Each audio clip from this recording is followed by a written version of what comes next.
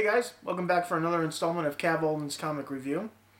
Tonight we're back with our regular installment of reviews for comics with Batman: The Return.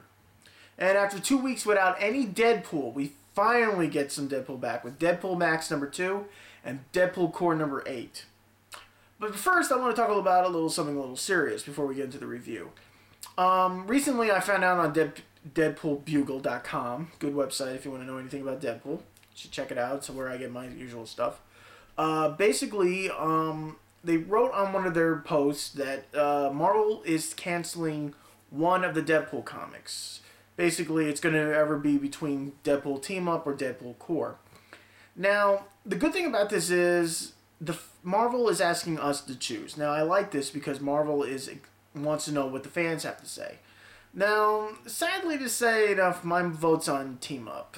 They've been up and down with a few issues. Only a few I've liked, and some of them have been a little, and as you may know. I still like Deadpool Corps, despite in the last review I did, I kind of said that the issue kind of seemed like they were ripping off Avatar at the moment. But it makes up for it in number 8, and I'll get to that in a second. So, basically enough, if you're going to go to Marvel.com, I'll put the website right here at the bottom. Basically, you get to choose Marvel's asking the fans to choose which comic gets terminated. They're making. I gotta say, in a way, it's probably enough because I'm one of those people who think, there's a good thing about having more Deadpool and I think a bad thing about having too much Deadpool. And I think this is their way of kind of trimming out the fat a little, which is good. But like I said, that's a pretty big thing right there. So like I said, I put the address right there to check it out, and I'll put it down at the bottom in the caption area. But going back to the reviewing itself, like I said, we're reviewing Batman: The Return. This is a one-shot comic, and it's a good way too because it kind of brings a new chapter. It's like one of those books that brings a new chapter into the new Batman. I like the cover on this one. It's dark, and it's the way Batman should always be. Not to mention, it's smooth. Yes, it's very smooth and shiny. It's one of those covers that I like. It's, the cover is kind of like almost like what's that paper we used to use when we were kids? Like instruction paper almost, but it was page. Like, I don't know what it was. Used to use it a lot for tracing outlines and stuff. It was really a good paper. But I like this type of cover. It should stay on most comics, because most comics are very flimsy. This one's pretty hard. I mean, I'm not going to test out if it's stain resistant, but, we'll go from there. But like I said, it's very smooth. Very smooth. But like I said, I like the cover. Basically, the Batman, the true Dark Knight, has returned, and it doesn't take long for Bruce to get back into action. And it's really great to see Bruce back after his sort of hiatus, as you could say.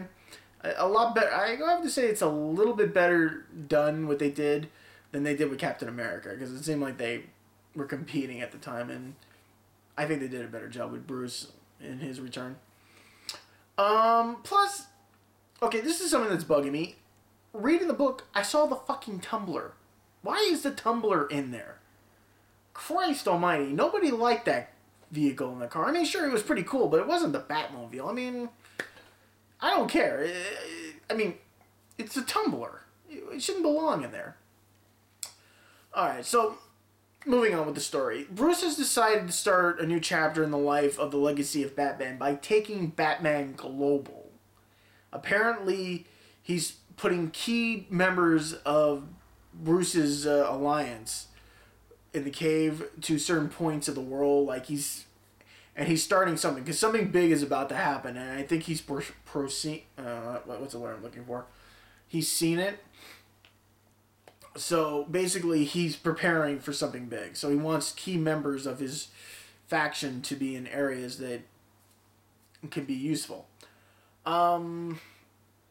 Let's see here. The funny thing is, the new villain. Now, we've only got a kind of a glimpse at him a couple of times. He's been mostly in the dark. But when I see this guy, he looks like the combination of a Cylon and a Sand Person from Star Wars. And I guess this is nice because it puts a little mystery into it of who this person is. But it's just weird looking at this person. Looks like I said, it looks like a combination of a Cylon and a Sand person. So otherwise, this comic is very good. I like it. It's a great way to start a new chapter in Batman's career and life, and we'll see how that goes. So moving on to Deadpool Max number 2. Like I've stated before in my previous reviews, this comic is definitely not for kids. So if you got young comic readers who like Deadpool and you're a parent, I wouldn't let them read this one. I have to say that this one is funny. Like I said right now, I already love the cover on this one. It's funny, it's crazy, it's a perfect setting for Deadpool, and it's just really funny. Somehow I have to say the main theme of this comic has to involve with sex. There's a lot of sex in this book. Very much. Plus, somehow a female mental health professional has come to help Deadpool deal with his insanity. Or she's just looking to get laid. I don't know. But apparently she's falling in love with Deadpool. And for some apparent reason, I think he kind of relates to this person in a way. But after a while, he realizes he's relating with his own insanity. We do get kind of a bit of a glimpse into Wade's past a little more. Mostly focusing with his mom. Which is, they've always done. Because I've always focused with his father.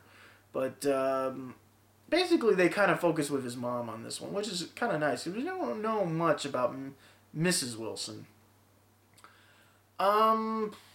The one thing I like is the yellow boxes. They kind of do kind of a reversal. A role reversal, actually, if you would say, on this one. Because every time Wade hears the doctor, he thinks she's saying sexy things like, don't you think I'm a hot woman and I want you inside me? What really enough the boxes are saying what Wade thinks she should be saying. But actually, it's kind of taking... It's like doing reverse, how she would say something serious and the boxes would say something funny or insane. Now the person's talking funny or insane and the boxes are actually talking serious, which is nice. And, okay, this is the thing I don't get. When did Danny DeVito make a guest appearance in the comic book? Honestly enough, he makes a guest appearance in the book. I swear to God, he's in the book. Not just one panel, multiple panels. He's in a few pages too, and it's like, wow, Danny DeVito. And they did a pretty good job drawing him too, I have to say. Which is actually a first, I think, in a Deadpool comic, that Danny DeVito's been in a Deadpool comic, which is actually a first. Okay, moving on to Deadpool Corps number 8. Now... Like I said, I didn't like the last one because I said they kind of seemed like they were ripping off Avatar. But this one makes up for it. This one is hilarious. So, after a great party and a huge hangover, Deadpool has decided to make the galaxy known of the situation going on the planet. Canag 7. I hope I'm pronouncing that right. So... Basically, Deadpool's trying to get people to, it's kind of like the big, evil corporation trying to take over the small little person, the underdogs and stuff like that. So that's kind of Deadpool's plan. We also get to see some fighting from Lady Deadpool, Kidpool, and Dogpool, which I think is a little good because we don't see too much action from them. Mostly a little more from Lady Deadpool, but not a lot from Kid Deadpool and Dogpool. But this is a good fight. This was a pretty good fight. They really kicked ass on this one, and I like that fight right there. So I guess Princess Tela asks Deadpool to make the planet more modernized. And he's doing this, what I think he is doing, then I think is more... If he's doing what I think he's doing, actually... there's going to be a certain mouse who's going to have a problem with that. Because from what I've seen, I think he's turning the planet into something like the happiest place on Earth, maybe? I don't know. So that a certain mouse might have a problem with. So, to make a long story short, the Merc with the Mouth goes from the Merc to a mercenary to captain of industry, basically. And I have to say, this is a really good issue. This is really funny. It's really great.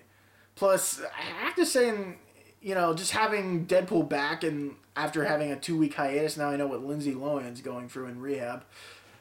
Basically, it's just great. Especially in both issues, Deadpool's just getting ladies like crazy. I mean, the writers must really think he needs to get laid more, which I like. So, like I said, that's the review for tonight.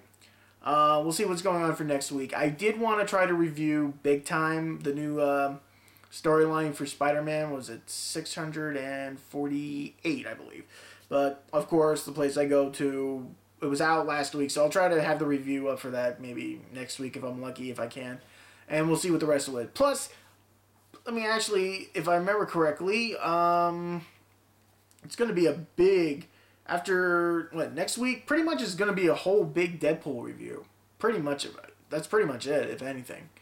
A big whole Deadpool review, because Deadpool Team Up 887 is coming up, and I think that's going to be a good one. If it is going to be the last one, I think it at least will be a good one.